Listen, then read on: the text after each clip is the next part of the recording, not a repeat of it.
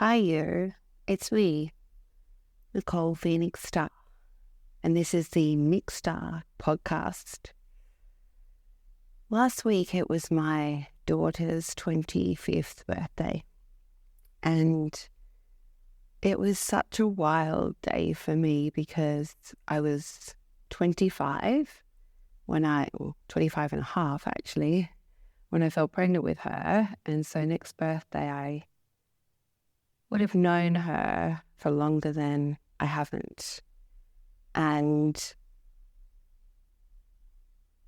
I don't know, like these kind of like markers in life, 18, 21, 25, kind of bring you into a bit of inquiry. And I had all of these feels, and I just allowed the range of feelings to go as deep as they wanted. And it was extraordinary. I remember being pregnant and her birth. She came 5 weeks early, although she was the size of a kind of average size baby, unlike my other two giant boys who came around their due date. So I make big babies. And how my husband had to go away for work, and I drove myself home from the hospital, went home alone. How I developed postnatal depression and wasn't diagnosed until she was 3 months old, and all of that intense journey. Extended breastfeeding with her, and just how all the little kind of markers up to this point. And yeah, it was exquisite. It was just a wild, wild journey of feeling the feelings as deep as they needed and wanted to go. One of the parts of it was I was going to make an Instagram and Facebook post about her birthday and how grateful I am for our relationship, because we have the most extraordinary relationship that I'm so, so in awe of.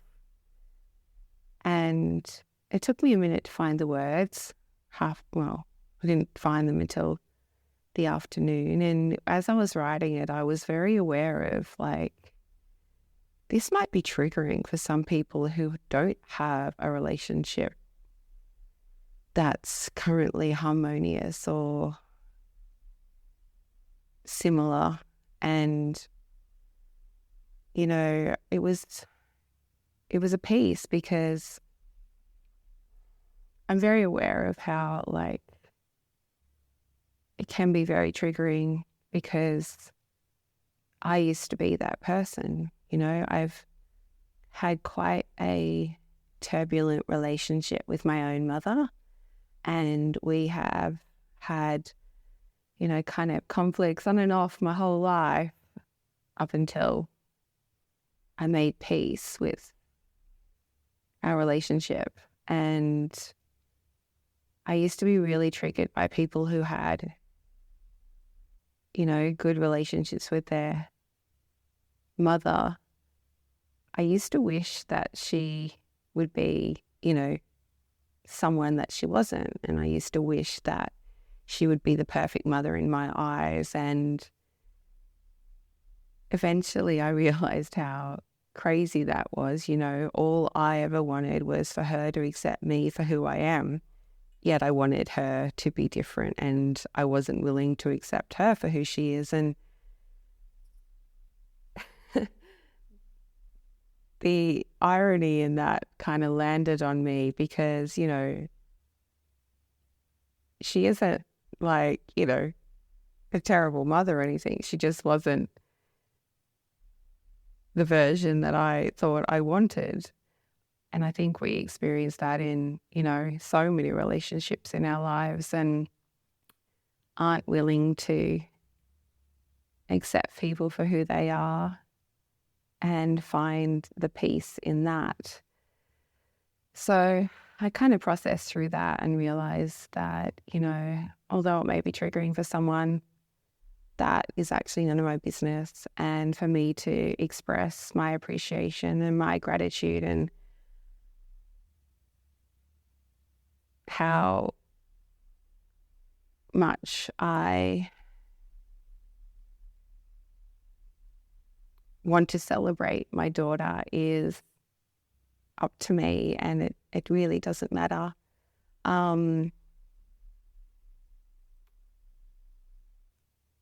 It gave me a moment to reflect, like I said, on that relationship with my mother, because I remember when I was kind of 40, I really committed to trying to create a perfect relationship, which in itself was setting myself up for failure. And, although our relationship did change a lot, I still had kind of conflict and frustration when, things weren't the way that I kind of would like them to be. And eventually, in doing the work on yourself and doing the work in all areas of your life, you can apply the same principles. And that is finding that place, I just had an alarm go off on my phone, telling me to eat sauerkraut. Anyway, back to the story. I'm going to keep going because I like things to be authentic and real, and that's what we do. My focus was to find peace and make peace. And that's exactly what I was able to do for myself in all areas of my life, and I applied that to my relationships. And lo and behold, I landed in this beautiful place where I feel extraordinary peace in the relationship with my mother, and I accept her for who she is and love her for who she is, and am incredibly grateful for her and every moment of my life. She is my first primary relationship, as mothers are, as they grew you and birthed you, and I'm able to sit in reverence of that. And it allows things to feel neutral, and allows things to feel of a level of equanimity where everything is welcome. And I'm just so grateful that in this lifetime I've able to come to such a deep peace with my mother. And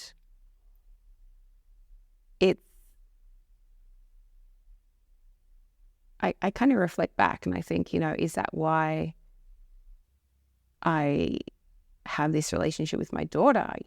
Because I really worked hard and wanted it to be different, and it's not. Like it feels completely independent of that. Like my position as a daughter and my relationship with my mother isn't the same as my relationship as the mother with a daughter.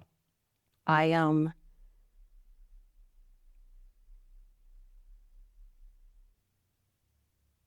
don't know.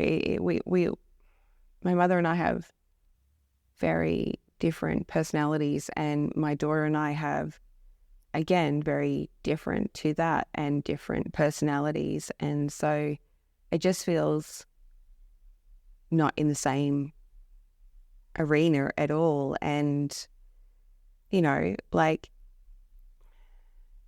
I'm not saying that my relationship with my daughter is perfect, because there is no such thing. And it is what it is, and it is extraordinary to me. And it is perfect because of that. Because I don't need it to be any other way. And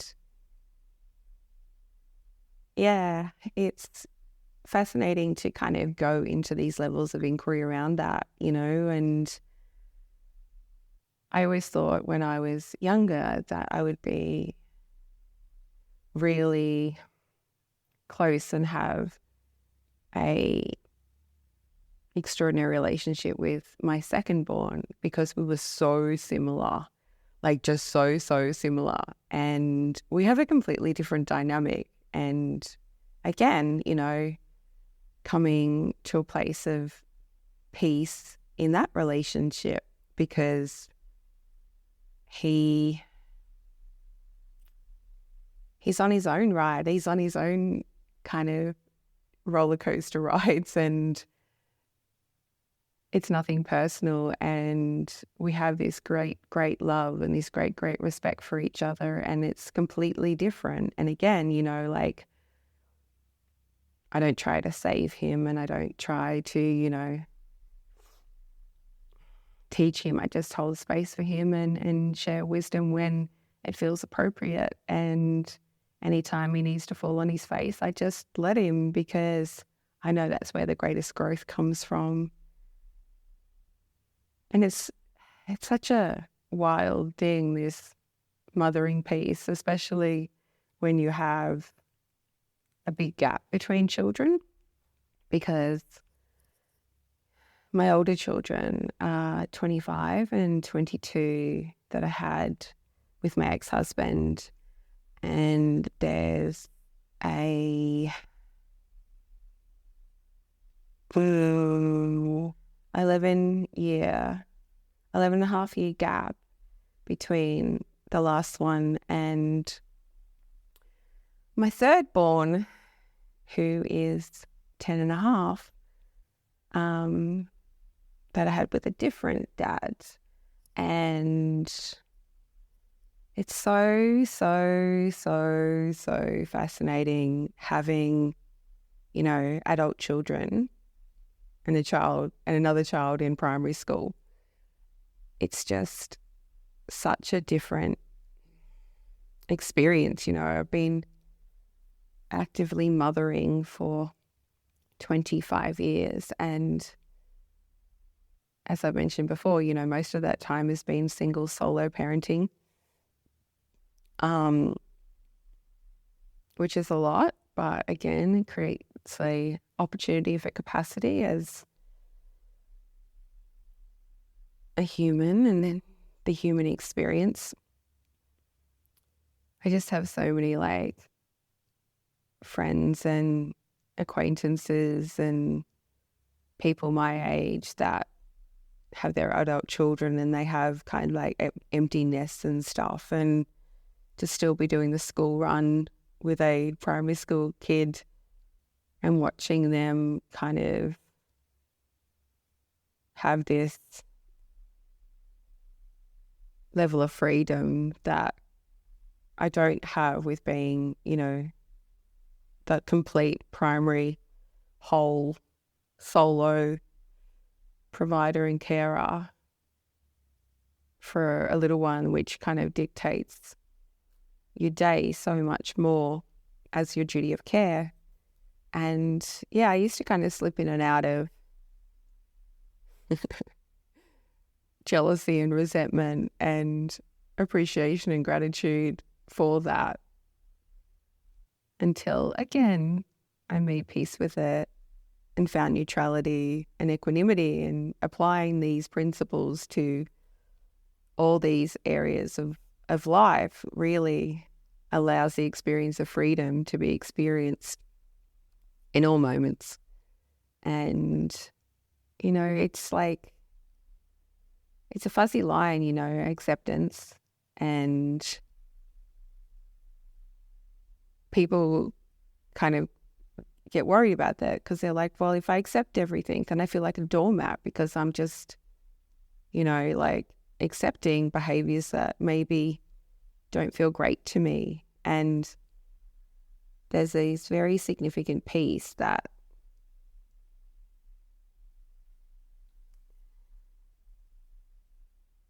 is imperative. And, you know, like people say, well, you need to have boundaries and da da da da. And I see boundaries as a bridge until you get the confidence and the integrated level of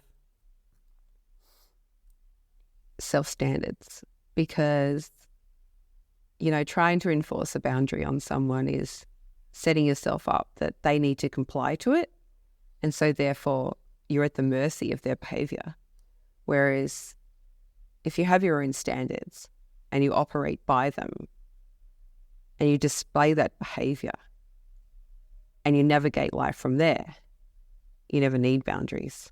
And so that is the elevated kind of evolution that comes from finding a way to live in equanimity of acceptance while being true to yourself.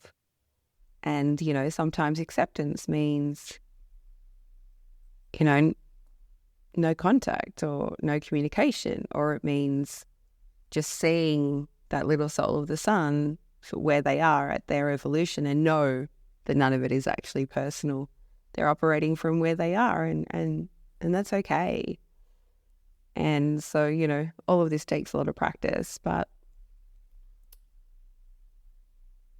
it can be quite triggering while we are learning how to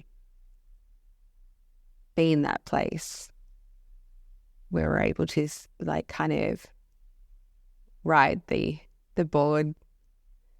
surfboard of equanimity through the waves of life and the storms and the calm. But it is really a beautiful place of freedom and the ultimate acceptance, and that is, you know, what is, and not wishing things to be different and not rehashing and playing out the past and not kind of having this desire for a future, but really living fully in each moment and seeing how extraordinary it can be. And that is the pathway. And, you know, I kind of say this often on this podcast and different versions of narrative around that. And so it was quite a good reflection when I was considering the triggering that may come from my expression of my deep, deep gratitude and incredible appreciation and desire to celebrate my glorious 25-year-old daughter. And I know that, you know, we both have that appreciation for our relationship, and we can say anything to each other, and it's an extraordinary safe place, and we can rely on each other, and we do, you know. Anytime I need anything that I am not able to kind of cultivate myself, I know that she will do anything and everything in her power for me, and vice versa, you know. And I never thought that she would be my best friend, but she absolutely is. Like, it's just easy because it's neutral, you know. I have no expectations of her. And what I receive in response to that is impeccable relating. And I think it's just a beautiful place to practice human relating. And, you know, we're very fortunate to have that space. And, you know, it's absolutely grown over time because of the work I've done and her own personal work about dealing with one's own personal trauma and evolving into that place of neutrality, of relating. And it's interesting because when she was younger, I used to co-parent with her father. And so, there were times where she wasn't with me every single day. And then there was a time before I moved to Bali where she actually stayed with me for 6 months because she was finding it difficult with her father's new partner and wife, and that transition, she just needed to find her own way. And then when I moved to Bali, she lived with her father full time. And so there was like 2 years where I saw her, school holidays, and sometimes I think there was like one time I didn't see her in person for 6 months. We used to talk and stuff, but it's not that we have to be physically in each other's lives. And over the years, it's just been like, she eventually did come and live in Bali and went to school and then went back to Australia. Then she's had another chunk of time living with us in Bali, and, just a lot of different chunks of time of being together and not being together. And it's just never had an impact on our relationship at all. And I think it's because it's transcended that, and it's been that way since she was quite small. So I love that we have this relationship that isn't codependent. We aren't enmeshed in each other's lives, and, we can go sometime, although we don't seem to the older we get. We communicate quite regularly every other day, and sometime, and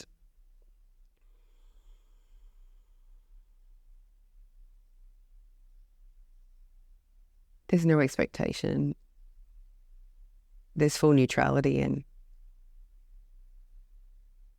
absolute respect. And yeah, it's not about a mother and daughter relationship. It's about a human relating opportunity. It just happens to be my daughter, and that's how I see it. I see it as a soulship. My relationship with her is soul level as opposed to labels of mother, daughter,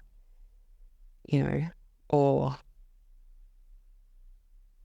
we might expect something like this from husband and wife, or brother and sister, or best friend, and whatever. It's like when we have these labels and these expectations about these forms of relating is where we get set up for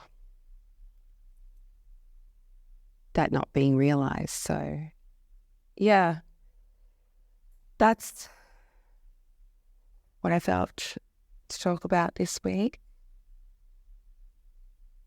because it was a piece of my day, and it gave me a reflection of, not having this amazing mother-daughter relationship, but this experience of human relating on this deep soul level, and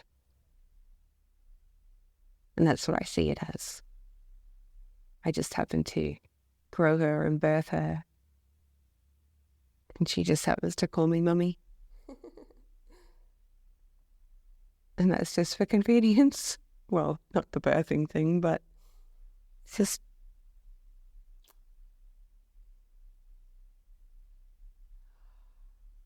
yeah, so that's all I have for today.